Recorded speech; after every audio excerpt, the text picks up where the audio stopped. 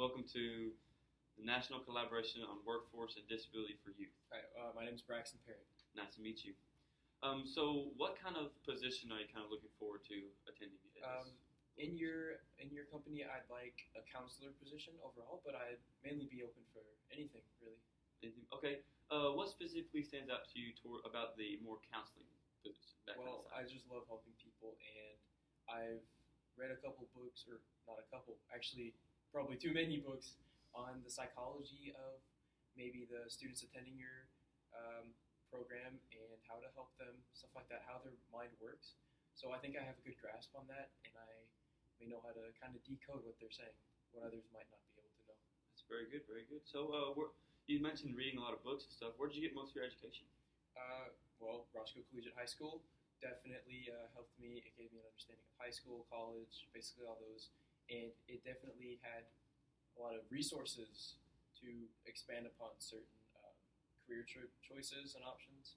So, yeah, basically my high school education. So Nice. So what interests you most about this job? The helping those in need become more accustomed to the real world.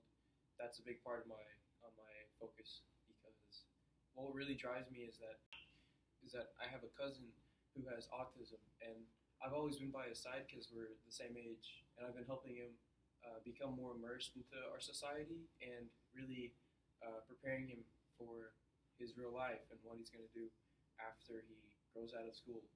When people aren't going to be there to take care of him, I want him to be independent and have the ability to do stuff by himself. So you'd say you have a kind of hand-on, or how day to day, how often did you interact with your cousin? Well, we grew up in the same house basically, so he was basically my brother, and so basically my whole life. So you've had quite a bit of experience with. Yes, definitely. Okay. What would you say your greatest strength is in this? Would it be your relative, growing up with your relative? Yeah, my experience probably would be the biggest. Another is that I have this kind of common sense in the way of kind of guiding people. I know what to say and when to say it, and if someone's having a certain problem, I'll know a specific answer to that problem. So basically that makes me like a kind of superstar. Nice. So talking about your strength, what about your weakness? What do you think your biggest weakness is? My weakness is that I probably form a bond with my students, and maybe that bond would get in the way of actual work. But I believe that in order to be successful in this position, a counseling position, you need to have some sort of connection to whoever you're working with. So I believe that in being it could be a positive, even though it's a negative in this certain field. Okay.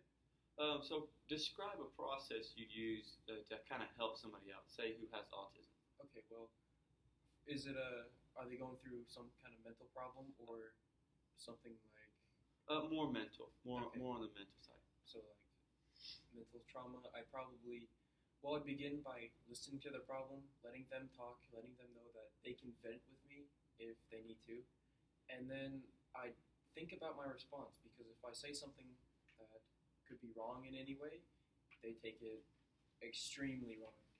So I need to be careful about what I say. I'm going to come up with a careful response, and it's not going to be a response that necessarily is just said to make them feel good. I want to have a response that will make them feel good, but will also make them gain from it. So that's good. What kind of skills would you present in this? More communication, kind of more physical? What kind of skills do you have? I'd say I'm a pretty good communicator when it comes to these kind of people, so definitely communicator. Okay. How big is feedback whenever you are working with say your cousin? How big was feedback in him actually learning, and you can see that he is getting what you're helping him with? Like communication between him and I. Like seeing results. Yeah. Well, that's what mainly kept me going, is seeing him progress as a person, that drove me to keep doing what I was doing, stay focused on him, getting him ready, and yeah, that's basically just seeing the results. That's what kept me going, and will continue to keep me going if I get this position. That's good. That's good. So, what are your long-term career plans with this? My long-term career plans with this is to hopefully work up the ranks in your program, become maybe a teacher instead of a teacher's aide or a counselor. But hopefully, when I say teacher, I mean counselor and teacher. Like, I'd like to work with the students more than a counselor might would. So, and I think teachers would fill that role. So yeah, I'd like to stay in your company, and working up the ranks would definitely be. I'd see it as successful. Very good. Very good. So, whenever you were in college, what career did you? What was your major? Was it communications or was it? Yes, business communications actually, which might not seem to tie in, but I definitely learned a whole bunch of communication skills that would be useful for everyone, really. How do you think you can use your business application in communications to help out these kids who are growing into the real world? Well, it'd give me a grasp on what they need to say, how they need to act, how people might act towards them. So that would better prepare me to know how to prepare them for such business interactions. Some people grow accustomed to their own communication skills, but I feel like if we implement newer and more accepted communication skills into them while still keeping their original, then they'd become very unique in the workplace and be very good workers and choices for companies. Very good. Very good. So, what would you do to prepare yourself for this position? To prepare myself, I might go back to those books I was telling you about. Those definitely helped me. They also expanded on my interest in this field. So that, and I was looking on your website a few days ago, and I really like the fact that y'all have a whole section for news about students that attended the program. I might read up on that and see how those students are doing, who taught them, maybe get a hold of their teachers, and maybe get some information from them. That's very good. That's a good idea. I like that idea a lot. So, a final question I have is, what is more of your drive for this? Is it more emotional, or is it more just seeing results, seeing positive feedback, or what were these? Well, I don't see it as results driven, but that's definitely a good factor from it. I'm a very emotional person, and I'd like to see people with problems and disabilities get somewhere in life instead of just being pushed into the corner by other people.